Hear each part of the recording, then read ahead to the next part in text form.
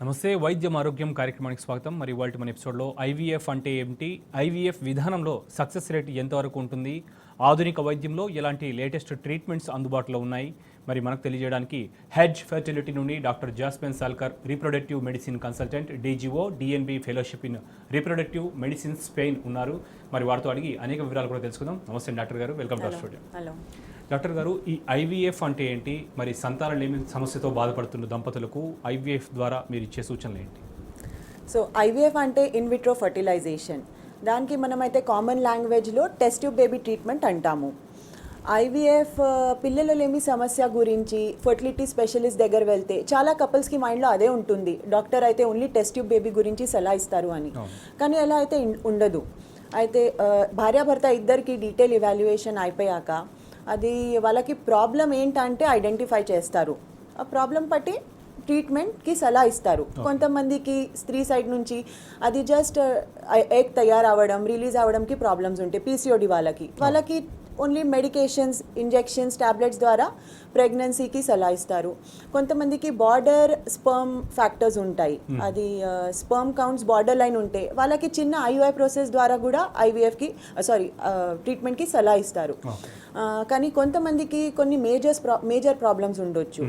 Like స్త్రీ side నుంచి అది ట్యూబ్స్ మూసుకుపోతే, ట్యూబ్స్లో బ్లాక్స్ ఉంటే, ఇంతకుముందు వాళ్ళకి ఏదైనా సర్జరీ వాళ్ళు లేకపోతే ఇన్ఫెక్షన్ వల్ల ట్యూబ్స్ బ్లాక్స్ ఉంటే అది ఫీమేల్ ట్యూబ్స్, లేకపోతే కొంతమందికి ఎగ్ నంబర్స్ చాలా తక్కువ ఉంటే, అది అందరికీ 30 years దాటాక అండాలు సంఖ్య తగ్గుతుంది.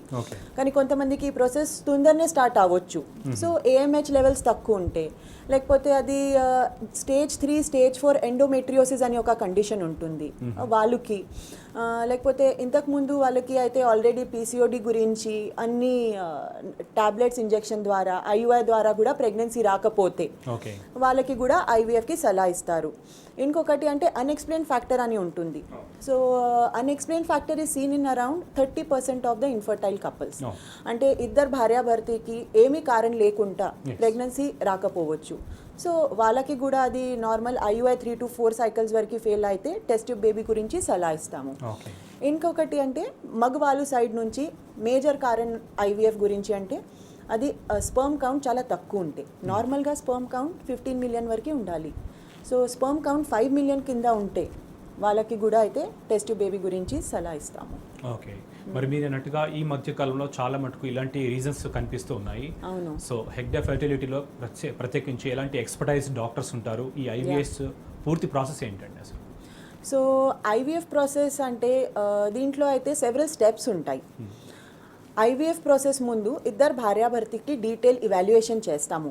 డీటెయిల్ ఇవాల్యుయేషన్ అయిపోయాక అది నెలసరి వచ్చాక 2 రోజు కానీ 3 రోజులో అది వైఫ్కి అది స్కాన్ చేశాక అన్ని స్కానింగ్లో ఓకే ఉంటే అప్పుడు డైలీ కొన్ని ఇంజెక్షన్స్ ఇస్తాము. ఈ ఇంజెక్షన్స్ అయితే హార్మోనల్ ఇంజెక్షన్స్ ఉంటాయి, కానీ ఇంజెక్షన్ చాలా సింపుల్ ఇంజెక్షన్స్ అండి. ఈ ఇంజెక్షన్స్కి ఏది అయినా లాంగ్ టర్మ్ లేకపోతే short term major side effects ఉండదు. చాలామందికి మైండ్లో అదే ఉంటుంది, ఆ ఇంజెక్షన్స్కి నొప్పి వస్తుంది, ఆ ఇంజెక్షన్కి సైడ్ ఎఫెక్ట్స్ ఉండొచ్చు. కానీ అయితే ఇది సింపుల్ ఇంజెక్షన్స్. ఈ ఇంజెక్షన్స్కి పెద్ద మేజర్ సైడ్ ఎఫెక్ట్స్ అయితే ఏమీ లేదు. ఇంజెక్షన్ అయితే డైలీ తీసుకోవాలి, యావరేజ్ ఆన్ అన్ యావరేజ్ 12 రోజు వరకు తీసుకోవాలి. ఈ ఇంజెక్షన్ జరుగుతుంది అప్పుడు ప్రతి 3rd or 4th డే స్కానింగ్లో అది ఎగ్స్ ఎలా పెరుగుతున్నాయి అని స్కానింగ్లో చూస్తాము. So they have scan after every 3rd or 4th day. Okay, and once by day 10 or day 11 అది ఫాలికల్ సైజ్ మంచి వచ్చాక అరౌండ్ 18 to 20 mm సైజ్కి వచ్చాక అప్పుడు ఒక స్పెషల్ ట్రిగర్ ఇంజెక్షన్ ఇస్తాము. ఆ ట్రిగర్ ఇంజెక్షన్ ఇచ్చి 36 hours తర్వాత ఈ అండాలు బయట తీస్తారు. ఈ అండాలు బయట తీస్తారు కదా, ఈ ప్రాసెస్కి ఎగ్ కలెక్షన్ అంటాము. ఓకే, సో ఈ ఎగ్ కలెక్షన్ అయితే పెద్ద ఆపరేషన్ కాదు, ఇది అయితే day care procedure. Egg collection process అప్పుడు అయితే మత్తు ఇస్తారు. మత్తు ఇచ్చి అది ఒక నీడల్ పాస్ చేసి ఎగ్స్ బయట తీస్తారు. ఈ ప్రాసెస్ అప్పుడు అయితే మార్నింగ్ వచ్చాక మత్తు ఇచ్చి ఈ ప్రాసెస్ జరుగుతుంది. ప్రాసెస్కి అరౌండ్ 20 to 30 minutes టైం పడుతుంది. ప్రాసెస్ అయిపోయాక అన్నీ ఓకే ఉంటే మధ్యాహ్నం 12:30, 1 వరకు ఇంట్లో పంపిస్తారు. అది ఆ రోజు కొంచెం రెస్ట్ తీసుకోవాలి, ఎందుకు అంటే అది కూడా మత్తు ఇచ్చారు కాబట్టి రెస్ట్ తీసుకోవాలి. నెక్స్ట్ డే నుంచి అన్ని normal routine Daily work activities resume చేయొచ్చు. Okay. Okay, so egg collection అయిపోయాక ఆ ఎగ్స్ అయితే ఇంక్యుబేటర్లో పెడతారు. ఆ రోజే ఎగ్ కలెక్షన్ రోజే సేమ్ డే అది భర్త దగ్గర నుంచి వీర్యం శాంపుల్ తీసుకుంటారు. ఆ వీర్యం శాంపుల్కి ప్రాసెస్ చేసేస్తారు. ప్రాసెస్ చేసుకొని మంచి కదలిక ఉన్నట్టు వాళ్ళ స్పర్మ్స్కి యాక్టివ్ మూవింగ్ స్పర్మ్స్కి సెలెక్ట్ చేసి ఒక డిష్లో ఈ ఎగ్స్ స్పర్మ్స్ కలిపి ఉంచుతాము. ఓకే, అండ్ ఈ ప్రాసెస్ అయిపోయాక నెక్స్ట్ డే నుంచి ఫలదీకరణం ఎలా అయింది, ఫర్టిలైజేషన్ ఎలా జరిగింది అని, ఇంకా పిండంకి మనం ఎంబ్రియోస్ అంటాము, ఆ ఎంబ్రియోస్ ఎలా పెరుగుతున్నాయి అని ఈ ల్యాబ్లో 3 to 5 days వరకు మానిటర్ చేస్తారు. పిండం తయారయ్యాక ఎంబ్రియోస్ తయారయ్యాక 3వ రోజు కానీ 5వ రోజు కానీ ఆఫ్టర్ ఎగ్ కలెక్షన్ ఈ పిండం అయితే మళ్ళీ గర్భసంచి లోపల పోరా దగ్గర ఒక సన్న ట్యూబ్ ద్వారా వాపస్ పెడతారు. ఓకే, సో పెట్టినప్పుడు అయితే యూజువల్గా అయితే మనం అయితే ఎగ్ రిజర్వ్ కాబట్టి 8 to 10 eggs యావరేజ్ ఉండొచ్చు. ఓకే, బట్ పెట్టినప్పుడు అయితే 1 or 2 ఎంబ్రియోసే గర్భసంచి లోపల పెడతారు. ఓకే, సో ఈ ఎంబ్రియో ట్రాన్స్ఫర్ ప్రాసెస్ అప్పుడు అయితే మత్తుకి అవసరం ఉండదు. ఈ ప్రాసెస్లో అయితే just they have to come internal scan లాగానే ఉంటుంది. ప్రాసెస్ అయిపోయాక ఆ రోజు ఒక రోజు రెస్ట్ తీసుకోవచ్చు. మళ్ళీ నెక్స్ట్ 15 days దాకా ఓన్లీ మెడికేషన్స్ ఇస్తారు. మళ్ళీ నెక్స్ట్ 15 days హాస్పిటల్ రావడం అవసరం ఉండదు. నెక్స్ట్ ప్రాసెస్ అయిపోయాక నార్మల్ యాక్టివిటీస్ అన్నీ రూటీన్ వర్క్ చేయొచ్చు. బెడ్ రెస్ట్ అన్నీ అవసరం ఉండదు. ఓకే, సో ఈ 15 days మెడికేషన్ అయిపోయాక అది ఒక బ్లడ్ టెస్ట్ బీటా హెచ్సిజీ అని ఉంటుంది. బీటా హెచ్సిజీ ద్వారా రిజల్ట్ పాజిటివ్ ఉందా లేదా అని చూస్తారు. వెళ్దాం మేడం, డీటెయిల్గా మనం కాల్ తీసుకుందాం. శ్రీలక్ష్మి గారు మహబూబ్ నగర్ నుంచి. నమస్తే అండి. హలో హలో, డాక్టర్ గారు వింటున్నారు, మాట్లాడండి, మీ ప్రశ్న అంటూ అడగండి.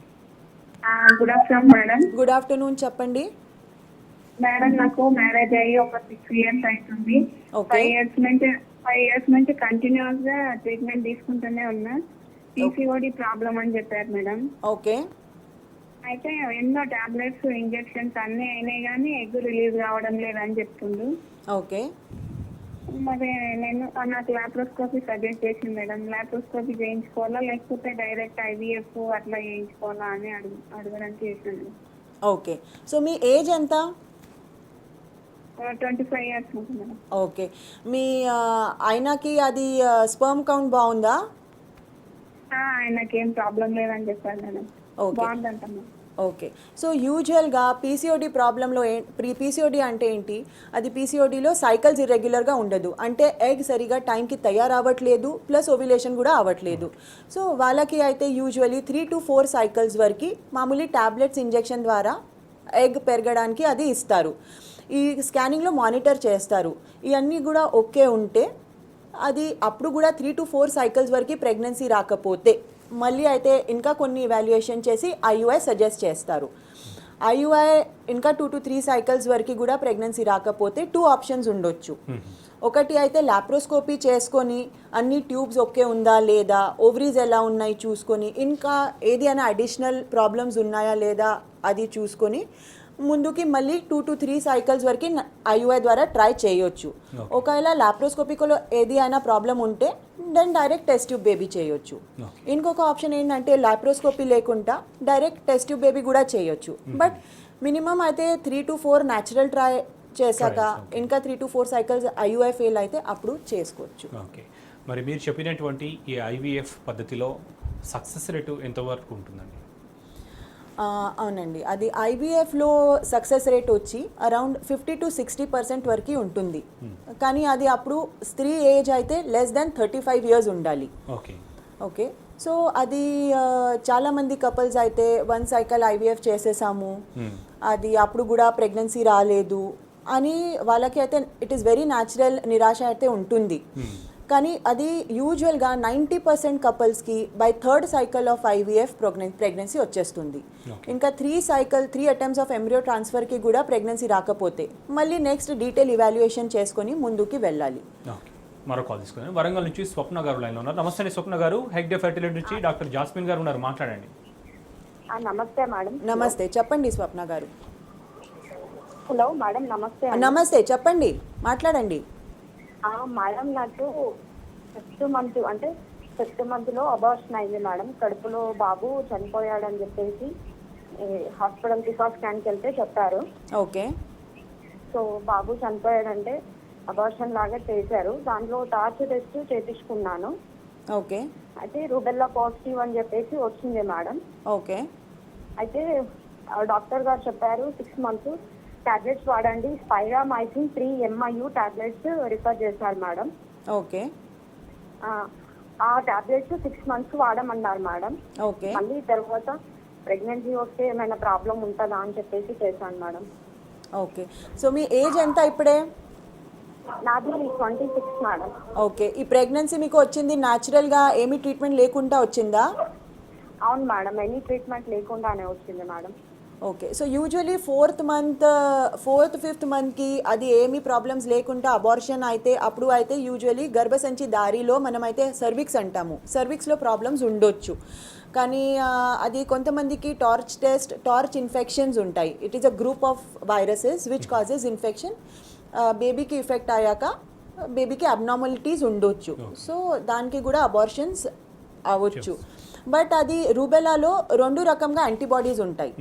If IgM is positive, it means she is actively having infection and she can pass the infection to the baby. అప్పుడు అయితే ట్రీట్మెంట్ తీసుకోవాలి.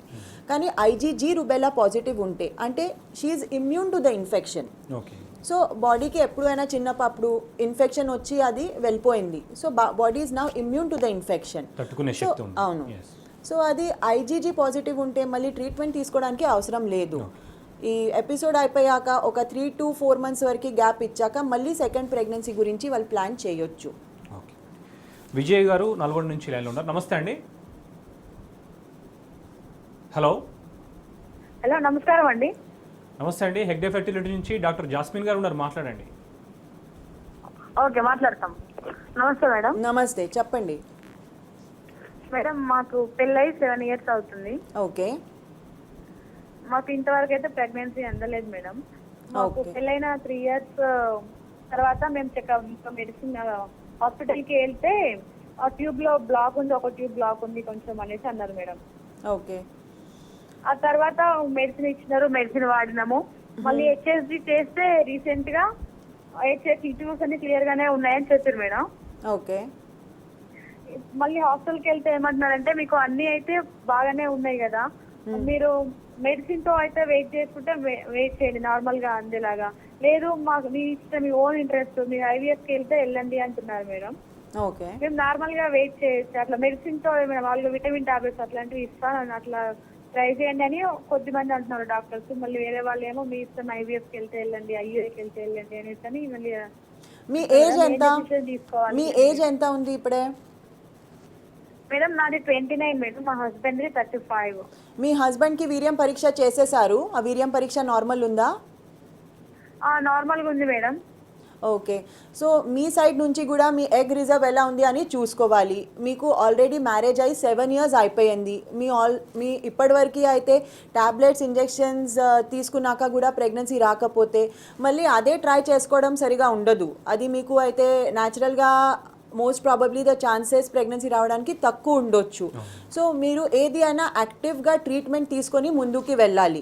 కావాలా అంటే మీ ఎగ్ రిజర్వ్ చూసుకొని మీకు స్కానింగ్ అన్నీ ఓకే ఉంటే 1 or 2 cycles వరకు IUI ట్రై చేయొచ్చు. అప్పుడు కూడా రాకపోతే, లేకపోతే ఏది అయినా మీ ఎగ్ రిజర్వ్ తక్కువ ఉంటే అప్పుడు నెక్స్ట్ స్టెప్ అయితే IVF ఉంటుంది. ఓకేనండి. డాక్టర్ గారు, మరి ఈ IVF పద్ధతిలో సక్సెస్ రేట్ను పెంచడానికి ఏమన్నా స్పెషలైజ్డ్ టెక్నిక్స్ ఏమన్నా ఉన్నాయా? అవును, అది IVF అది ఆల్రెడీ డిస్కస్ చేసాము. ఒక సైకిల్ IVFలో సక్సెస్ వచ్చి in good centre is around 50 to 60%. So అది ఈ success rate is very much dependent upon the age of the female. Age of the female 35 years కింద ఉంటే సక్సెస్ రేట్ అరౌండ్ 60% వరకు expect చేయొచ్చు. కానీ as the age increases the success rate will also drop by around 15 to 20% at the age of 40 years. Okay. So ముందు అయితే ఏంటంటే మగవాళ్ళ side నుంచి చూద్దాము. అది స్పర్మ్ కౌంట్ చాలా తక్కువ ఉంటే దానికి మనమైతే ఇంకా డిఎన్ఏలో స్పర్మ్లో బ్రేక్స్ ఉందా లేదా చూసుకోవడానికి ఒక డిఎన్ఏ ఫ్రాగ్మెంటేషన్ ఇండెక్స్ అని టెస్ట్ ఉంటుంది. సో అది స్పర్మ్ డిఎన్ఏ ఎంతవరకు డ్యామేజ్ ఉంది చూసి దాన్ని బట్టి అది ఎగ్ కలెక్షన్ రోజు స్పర్మ్ శాంపిల్కి ప్రొసెస్ చేస్తాము కదా, సో ఒక అడిషనల్ మ్యాక్స్ మైక్రోఫ్లూయిడిక్స్ అని టెక్నిక్ ఉంటుంది. సో అది అప్లై చేసుకొని ఇంకా మంచి క్వాలిటీ స్పర్మ్ సెలెక్ట్ చేసుకోవచ్చు. ఇంకొకటి అంటే కొంతమంది మేల్స్కి అది వీర్యంలో అసలు స్పర్మ్ లేకపోవచ్చు. సో దానికి మనం అయితే ఏజూస్పర్మియా అని అంటాము. సో అది వీర్యంలో స్పర్మ్ లేకుండా కూడా ఉంటే అప్పుడు వాళ్ళకి డైరెక్ట్ టెస్టిస్ నుంచి స్పర్మ్ తీస్తారు. సో సర్జికల్ స్పర్మ్ మత్తు ఇచ్చి సర్జికల్ స్పర్మ్ రిట్రీవల్ టెక్నిక్ ద్వారా టెస్టిస్ నుంచి స్పర్మ్ తీయొచ్చు. ఆ టెస్టిస్ నుంచి స్పర్మ్ తీసి ఒక ఇక్సీ అని అడ్వాన్స్ టెక్నిక్ ఉంటుంది. ఇది చాలా స్పెషలైజ్ టెక్నిక్ ఐవీఎఫ్లో. సో అది ఎగ్ కలెక్షన్ వరకు అయితే సేమ్ ఐవీఎఫ్ లాగా ప్రాసెస్ ఉంటుంది, కానీ అది ల్యాబ్లో అది ఎగ్ ఫర్టిలైజేషన్ చేస్తాము కదా, అప్పుడు ఒక హైలీ అడ్వాన్స్ టెక్నాలజీ వాళ్ళ మైక్రో మ్యానిపులేటర్ అని మషిన్ ఉంటుంది. ఆ మైక్రో మ్యానిపులేటర్ యూజ్ చేసి ఒక ఎగ్ పట్టుకొని ఆ ఎగ్ లోపల స్పర్మ్ ఇంజెక్ట్ చేస్తారు. So that will increase the chances of fertilisation and improve the success rate as well. ఇంకొకటి ఏంటంటే అది ఇక్సీ ప్రొసీజర్ అయిపోయాక కొంతమందికి అయితే Day 3 ఎంబ్రియోస్ ట్రాన్స్ఫర్ చేశాక ప్రెగ్నెన్సీ రాకపోతే వాళ్ళకి బ్లాస్టోసిస్ట్ Day 5 ఎంబ్రియోస్ ట్రాన్స్ఫర్ చేయొచ్చు. So usually there will be natural selection of embryos. So one of the common reasons for failure of IVF is abnormal embryos. Embryos బాగా ఉండకపోవచ్చు, so వాళ్ళకి quality సరిగా ఉండకపోవచ్చు. So అప్పుడు ఏంటంటే అది Day 3 నుంచి Day 5 వరకు ఎంబ్రియోస్కి కల్చర్ చేస్తాము.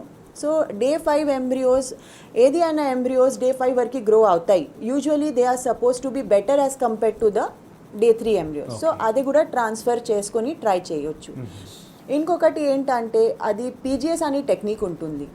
సో పీజీఎస్ అంటే ప్రీ జెనెటిక్ స్క్రీనింగ్. ఆ పీజీఎస్ టెక్నిక్లో మనమైతే ఎవరికైనా రీకరెంట్ మిస్క్యారేజెస్ ఉంటే లేకపోతే recurrent 3 and more IVF failures ఉంటే వాళ్ళకి జెనెటికలీ నార్మల్ ఉందా, ఎంబ్రియోకి జీన్స్ నార్మల్ ఉందా లేదా చూసుకోవడానికి ఈ టెక్నిక్.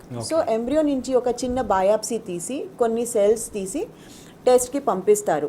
ఆ రిపోర్ట్ నార్మల్ వచ్చాక ఓన్లీ నార్మల్ ఎంబ్రియోస్కి ట్రాన్స్ఫర్ చేస్తే కొంచెం ఇంకా బెటర్ ఛాన్సెస్ ఉండొచ్చు. అబ్నార్మల్ ఎంబ్రియోస్కి డిస్కార్డ్ చేసేస్తారు. సో ఈ 3 పద్ధతి ఉంటాయి. ఇంకొకటి లేజర్ అసిస్టెడ్ హ్యాచింగ్ అని ఉంటుంది. So some embryos for implantation failure అది ఎంబ్రియోస్కి పోరా థిక్ ఉండొచ్చు, గట్టిగా ఉండొచ్చు. అది అవుటర్ లేయర్ గట్టిగా ఉంటే అది కూడా ఒక ఇంప్లాంటేషన్ ఫెయిలియర్కి రీజన్ ఉండొచ్చు. సో అప్పుడు అది ఎంబ్రియోకి అవుటర్ లేయర్ కొంచెం లేజర్ ద్వారా థిన్ చేసుకొని అప్పుడు ట్రాన్స్ఫర్ చేస్తారు. So that can also increase the success rate by around 3 to 5%.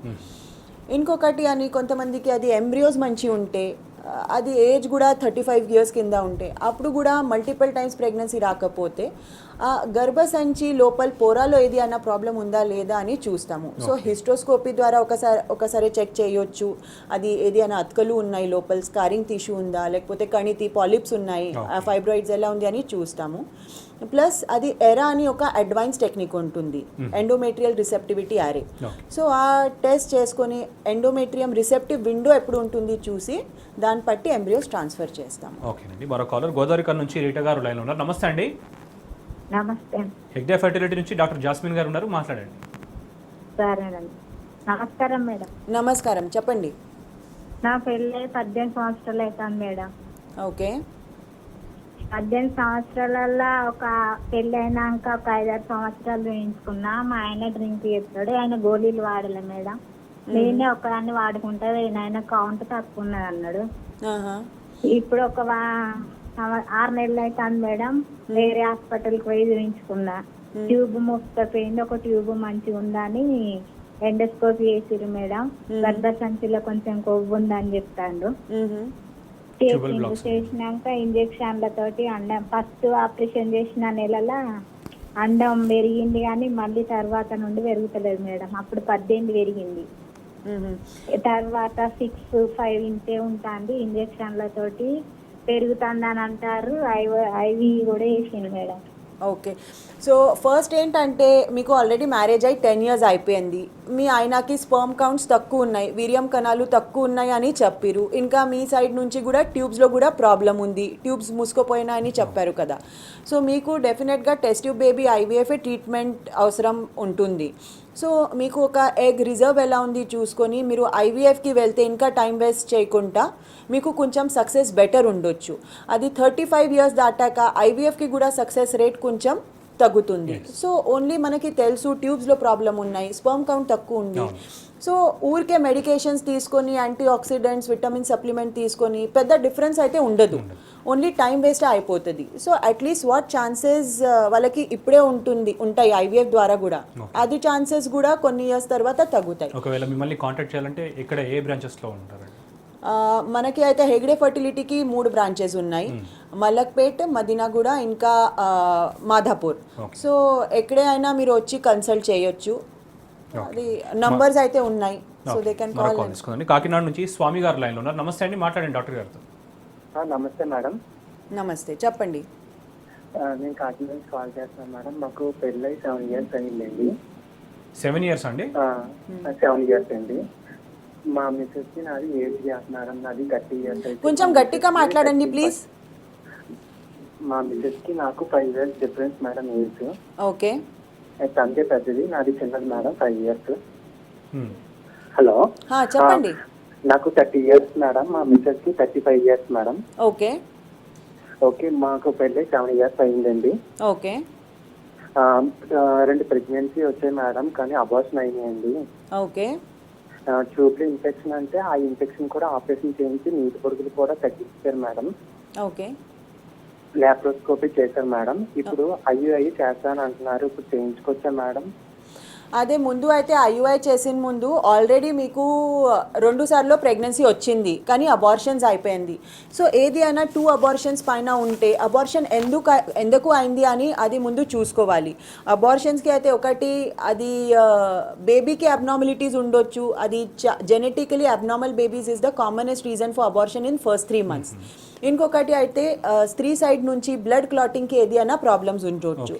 So and ఇంకా ఏంటంటే థర్డ్, ఇద్దరు భార్యాభర్తకి జీన్ ప్యాటర్న్ ఎలా ఉంది, క్రోమోజోమల్ క్యారియోటైపింగ్ ఎలా ఉంది అని చూసుకోవాలి. సో ఈ అన్ని ఇవాల్యుయేషన్ నార్మల్ ఉంటే వాళ్ళ ఎగ్ రిజర్వ్ కాబట్టి వాళ్ళ స్పర్మ్ కౌంట్ ఎలా ఉంది అది చూసుకొని ప్రెగ్నెన్సీ గురించి ప్లాన్ చేయొచ్చు.